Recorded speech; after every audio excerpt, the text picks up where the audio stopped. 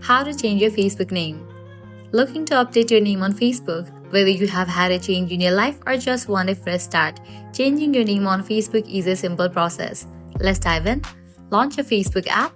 Make sure you have already logged into your account. You'll land to the home page. Now at the bottom, you'll find different options. Click on the profile option given at the bottom right corner.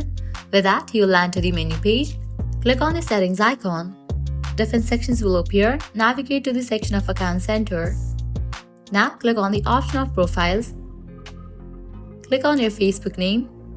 Click on the option of Name. Now from here you can easily make changes to your name. Here you can change your first name, middle name and last name as needed. Enter your new name in the provided fields. Make sure to use your real name, as Facebook's policy requires you to use the name you go by in everyday life. Once you have entered your new name, tap Review Change. You'll be prompted to confirm how your name will appear. Choose the format you prefer and then click on Save Changes. And with that, your Facebook name will be updated. And that's how you can change your Facebook name.